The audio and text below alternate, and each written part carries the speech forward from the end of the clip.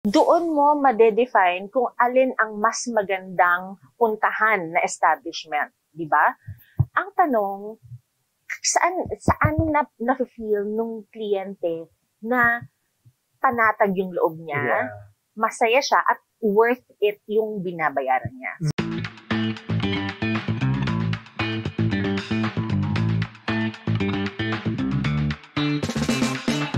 Bakit more than ever importante ngayon, these day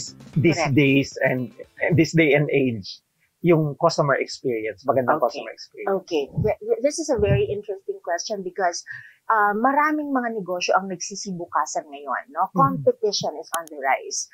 Kung ikaw ang dating sikat na restaurant, ngayon maraming gagaya ng konsepto mo, mas masarap ang luto sa'yo, mas mabilis ang pag-deliver ng mga produkto, no? Bakit customer experience ay importante sa mga ganito, Jerry? Importante kasi doon mo madedefine kung alin ang mas magandang puntahan na establishment, di ba? It doesn't matter kung ano yung negosyo mo. Pwedeng salon, pwedeng spa, pwedeng, again, pwedeng printing company. Ang tanong, saan na-feel nung kliyente na panatag yung loob niya, masaya siya at worth it yung binabayaran niya. So, importante yun kasi unang-una, competition. Pangalawa, the rise of technology. No, ang teknolohiya ngayon, sa sobrang high-tech na ng mundo natin, minsan sobrang high-tech na ng industriya, nawawala yung pagka-high touch.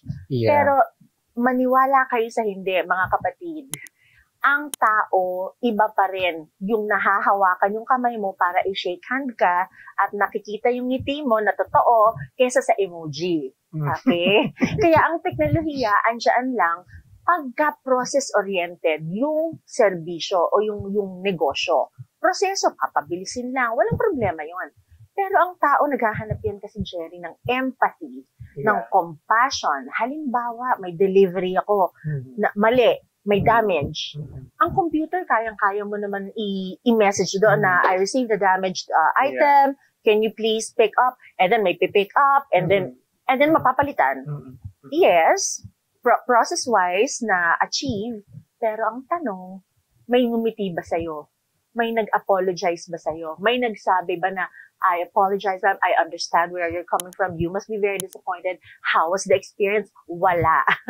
At kung kahit sabihin mo pang chatbot yan or AI yan, iba pa rin yung high touch. Because we are emotional beings. That's why customer experience is very important.